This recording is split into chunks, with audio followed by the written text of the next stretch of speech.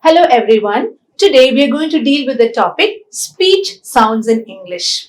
You must have learned in school that the English alphabet has 26 letters. But we have to remember that English has got 44 sounds, and the English speech sounds can be divided into consonants and vowels. There are 24 consonant sounds and 20 vowel sounds in English. Today we are going to learn about consonants. How would you define a consonant? A consonant can be defined as a sound that is produced by the stricture of close approximation. What do I mean by close approximation? The active and the passive articulators are brought very close to each other, but there would be some gap between them so that the air would escape with an audible friction. Consonants can be described with the help of a three-term label. The labels relate to the state of the glottis, the place of articulation, and the manner of articulation. What do we understand by the state of the glottis? The glottis is the space between the vocal cords and the larynx. When the vocal cords are held loosely together, the glottis will be closed. And when the lung air escapes through the vocal cords will vibrate because the glottis is very narrow. And such sounds are called voice sounds. So when we have the lung air escaping through the vocal cords and the glottis remaining very narrow, sounds thus produced are called voice sounds because the vocal cords will vibrate. Sometimes the vocal cords are held loosely apart and the glottis would be quite wide, so that when the lung air escapes, there won't be any vibration of the vocal cords, and sounds thus produced are called voiceless sounds. So based on the state of the glottis, we can have voice sounds as well as voiceless sounds. And based on the place of articulation, we can have different names for consonants like bilabial, labiodental, palatal, alveolar, etc. The place of articulation refers to the various organs of speech that play an important part in the production or articulation of these sounds.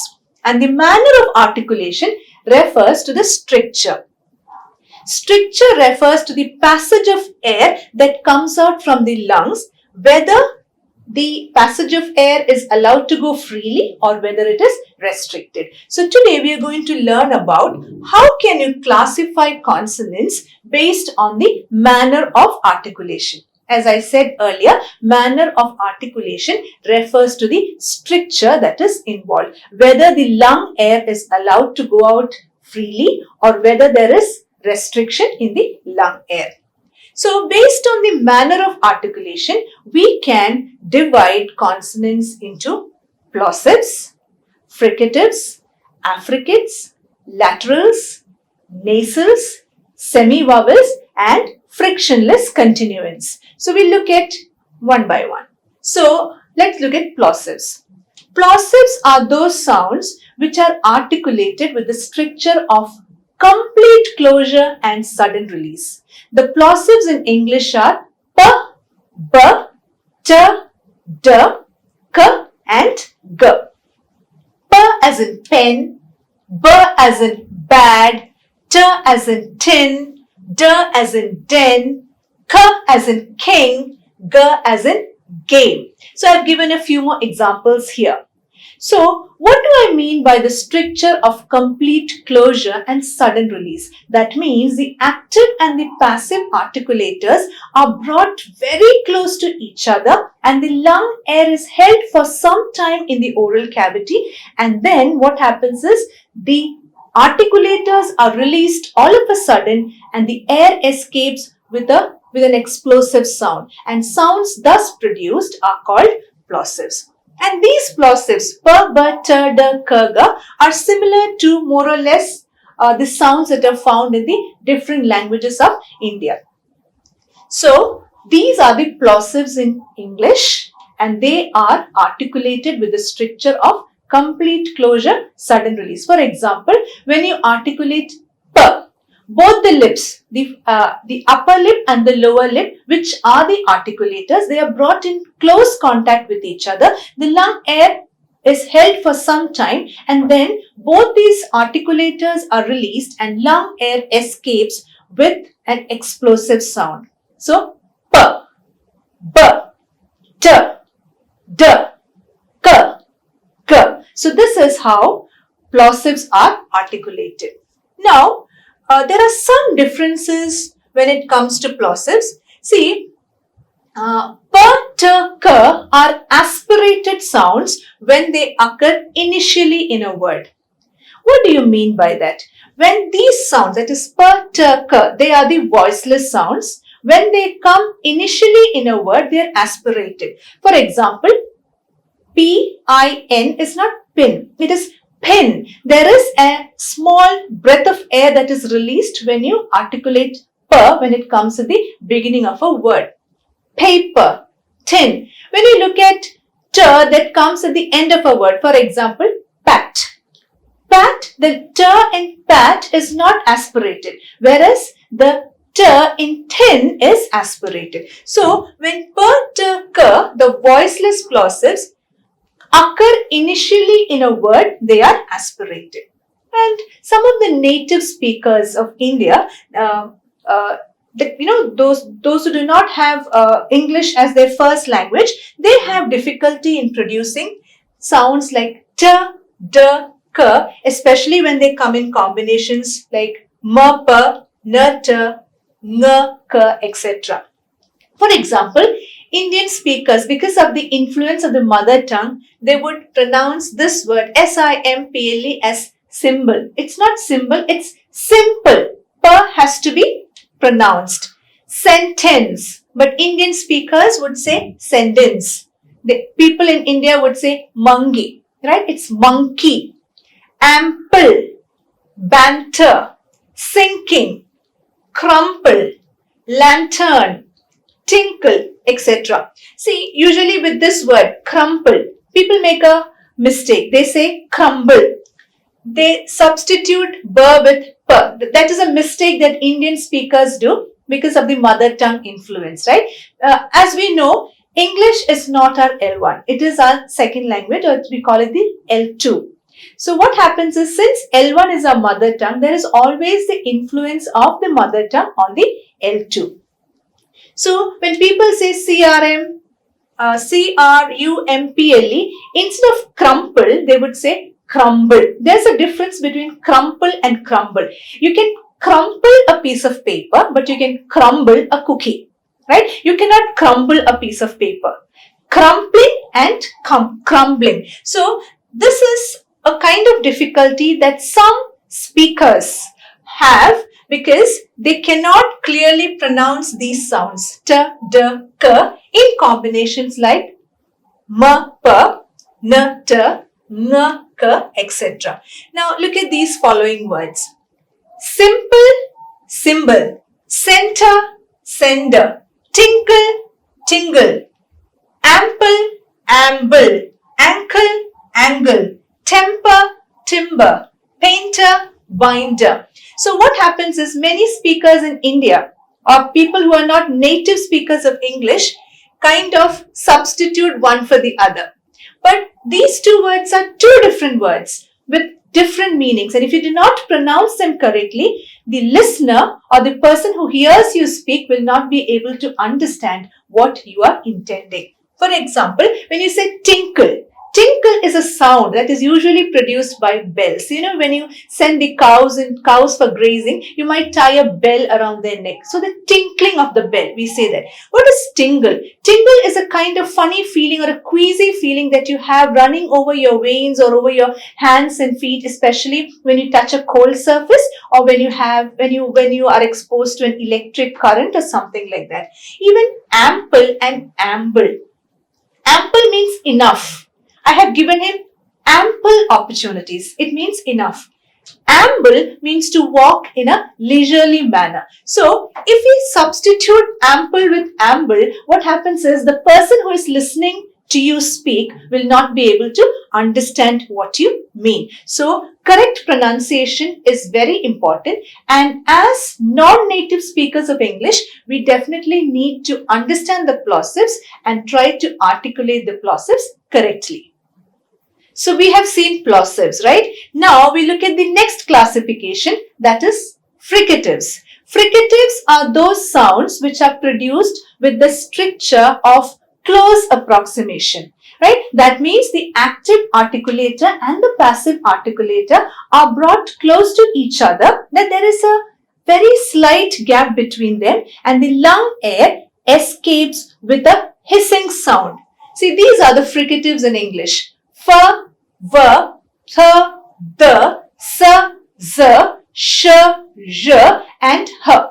F as in face, V as in van, Th as in thank you, thick, D as in within, S as in sun, Z as in zip, puzzle, Sh as in sugar, J as in pleasure and H as in hair, house, etc.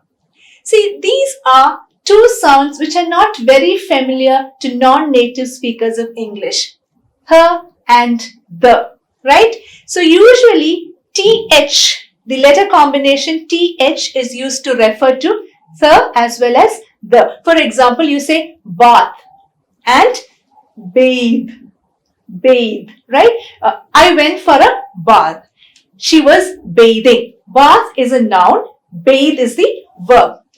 In a few words, this TH combination is not pronounced as the or the, it is pronounced as t. For example, THOMAS is not Thomas as we usually say, it's Thomas. It's Thailand, the Thames River. So, sometimes we have this combination TH not pronounced as either the or the but as t. Look at the differences in the pronunciation of S and Z.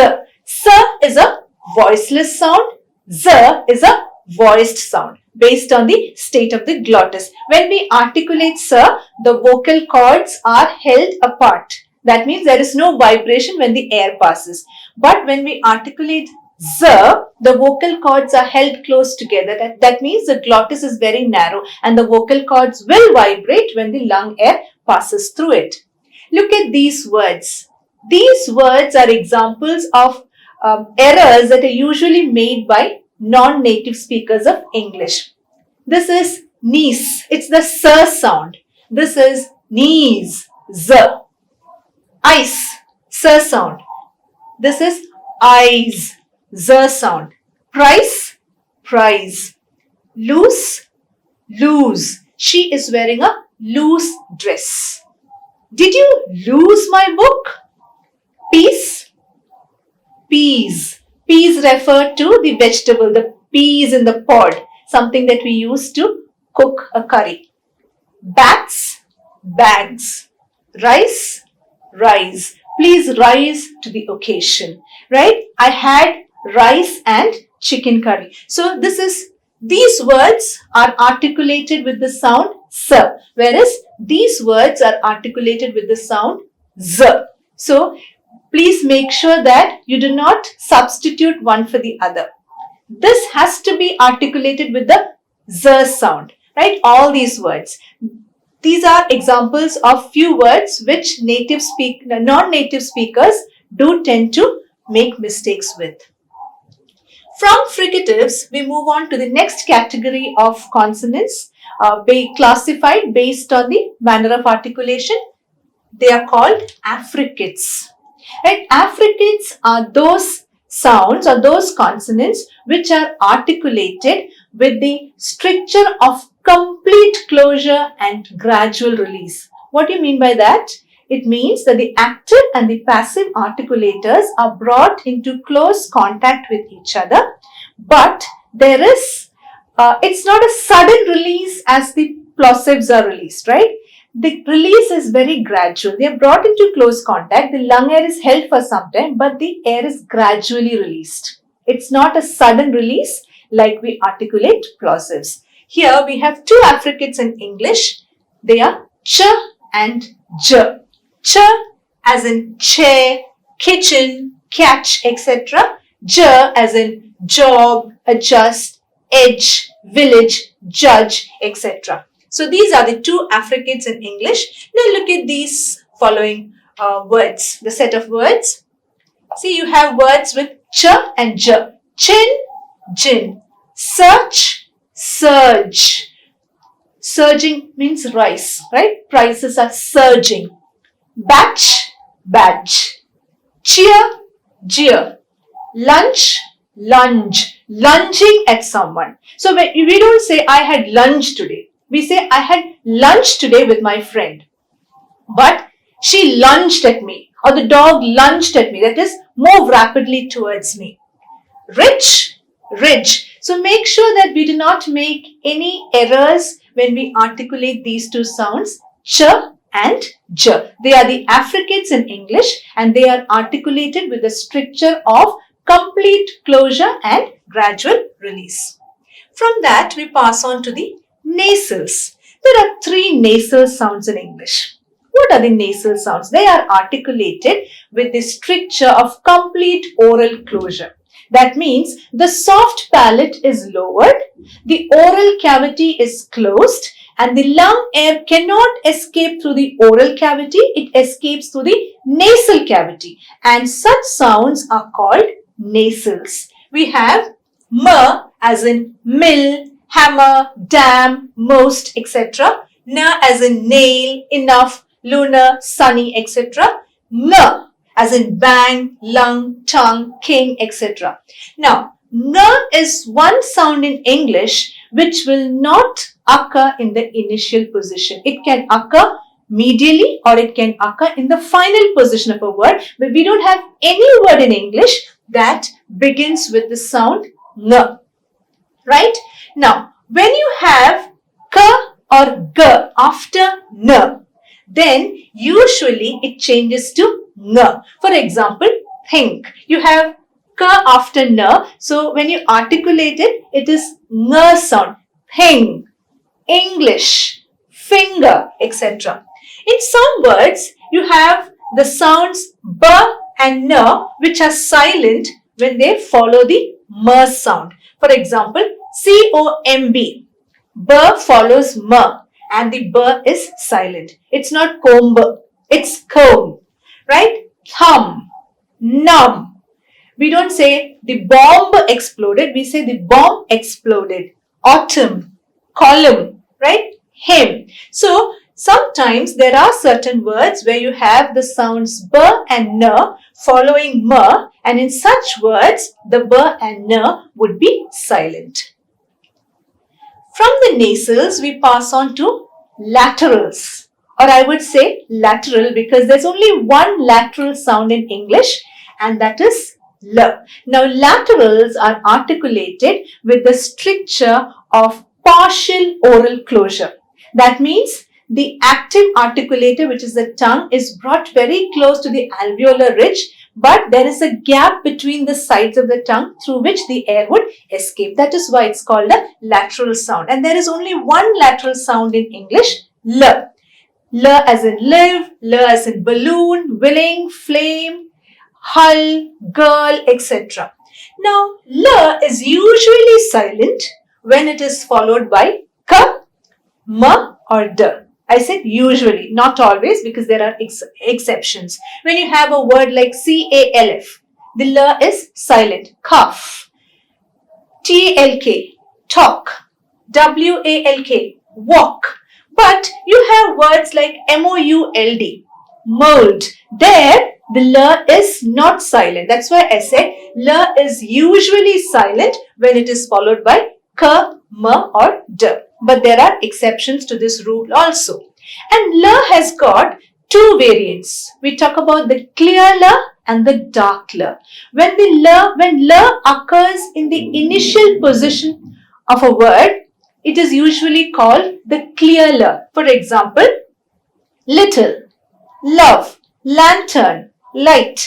See, when L is in the initial position or when it occurs at the beginning of a word, it is usually called the clear l. And dark l is usually when l occurs at the end position, or you can say when it occurs word finally. For example, pull. The l in pull is very much different from the l in light.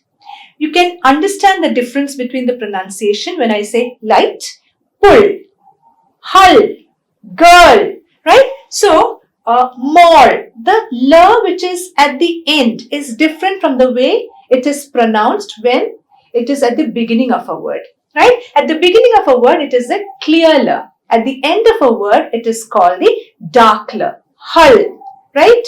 So, that is, those are the two variants of l, the clear l and the dark l. We come to the next category, which is called semi-vowels. Now, there are two semi-vowels in English, v and y. Why are they called semi-vowels? They are called semi-vowels because the tongue has a tendency to glide towards the vowel which follows this consonant. You know, if there is a vowel after y and v, there would be, the tongue would glide towards that position. That is why these two sounds are called semi-vowels. V as in water, v as in watch, y as in yesterday, y as in yes, etc. They are also called gliding consonants or approximants. Those are the other words for semi-vowels. Now look at these two these pairs of words, right? Yam, warm, yacht, what, yet, wet, yell, well, yoke, woke, yawn, worn, right? So, v is a bilabial sound based on the place of articulation because both these lips are involved. So, whenever we pronounce v, we have to round the lips. W-I-N-E is wine, whereas V-I-N-E is wine. V, based on the place of articulation, V in V-I-N-E is a labiodental sound. A labiodental sound is a sound that is produced when you bite the lower lip with your upper teeth, right? So, wine and wine. So, wine is the juice of the fruit that grows on the vine, right? Wine is the fruit, is the juice of the fruit that grows on the vine. So, W-I-N-E is wine and V-I-N-E is wine. One is a bilabial sound and the other one is a labiodental sound based on the place of articulation. But V, based on the manner of articulation, is a semi-vowel, right? There is the gliding of the tongue towards the vowel which follows this consonant. So that is why they are called semi-vowels. And semi-vowels are also known as approximants. They are also called gliding consonants. Now we come to the last classification of consonants based on the manner of articulation, that is frictionless continuant.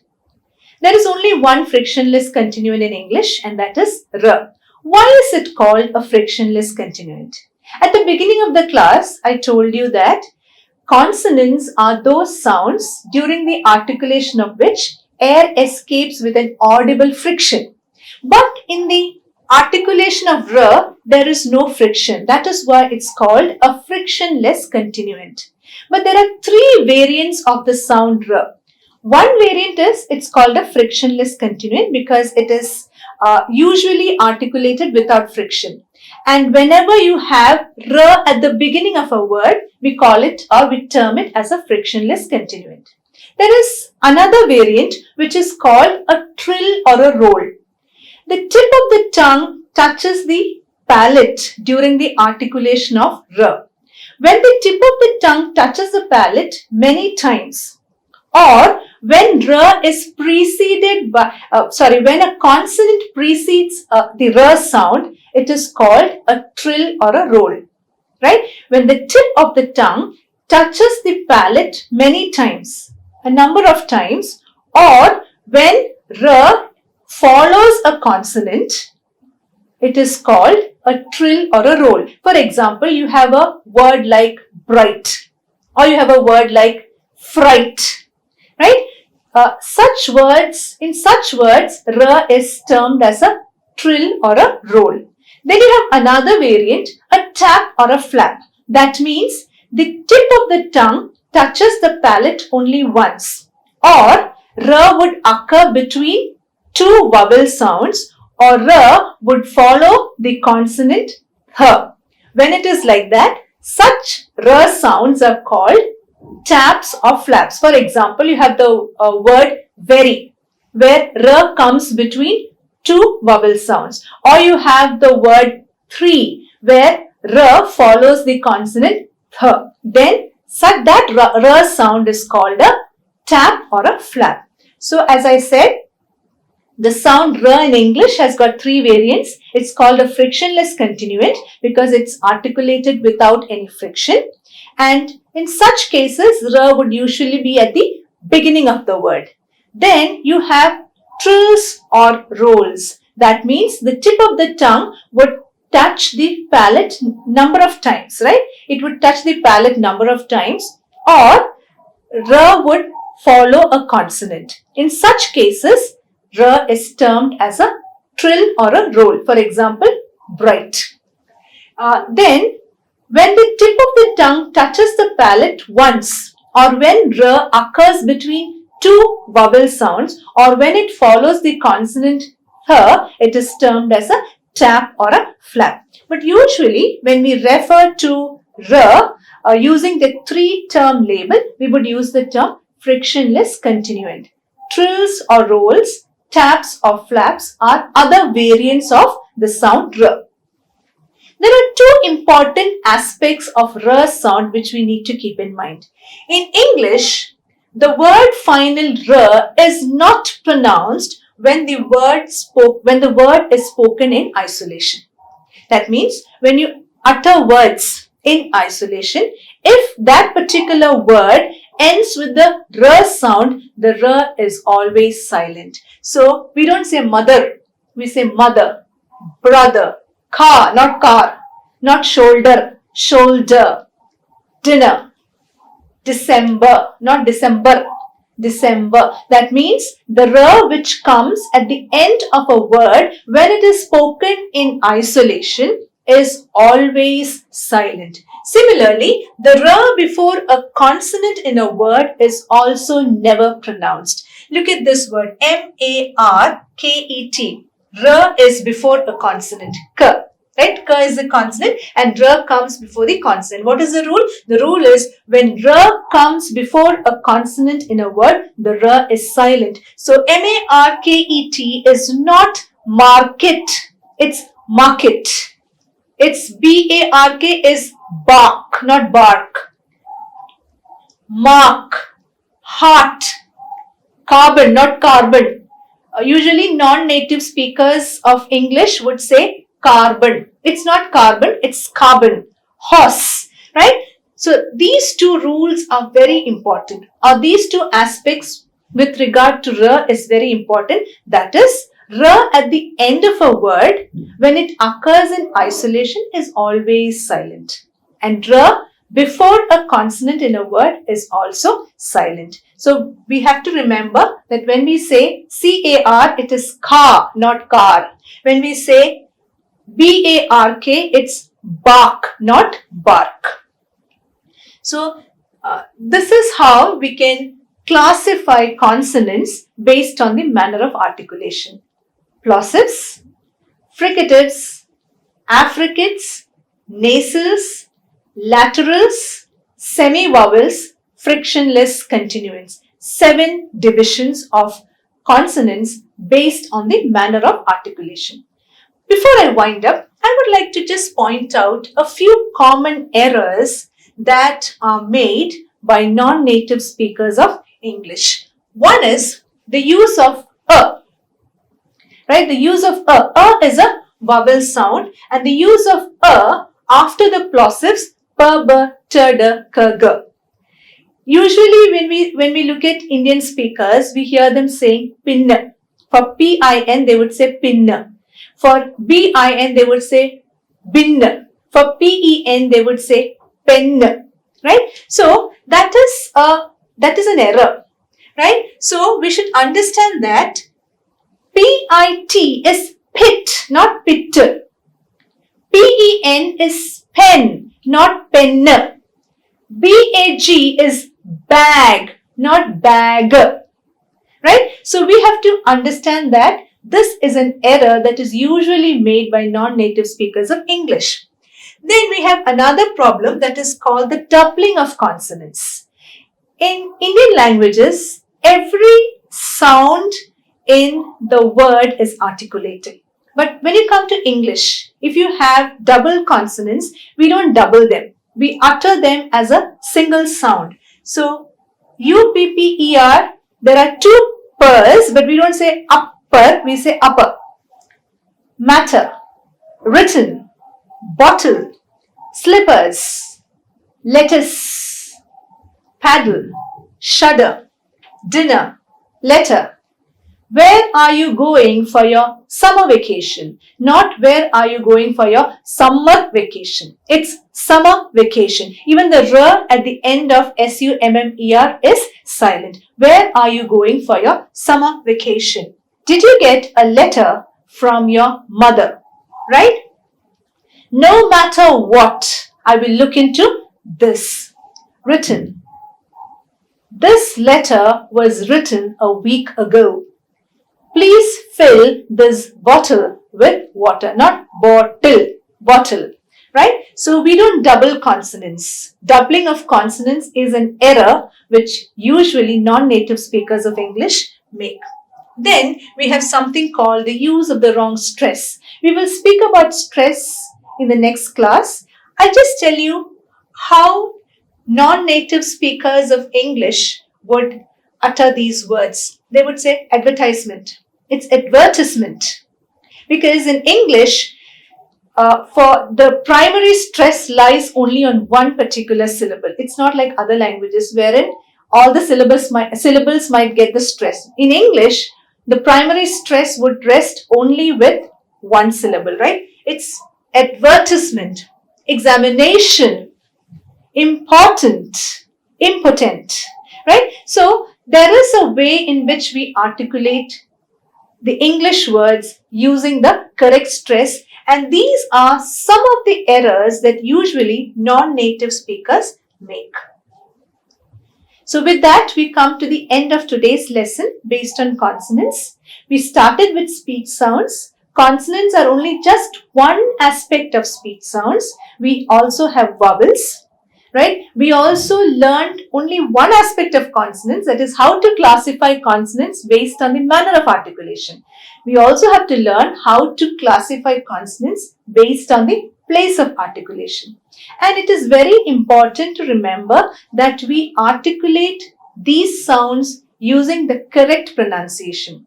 The beauty of every language lies in the fact that it has to be articulated correctly. If it is not articulated with the correct pronunciation and correct rhythm, the beauty can be marred, can be destroyed. So it's very important that as L2 speakers of English or non-native speakers of English, we need to learn and understand what correct pronunciation is. We need to understand what are the common errors that usually non-native speakers of English do make.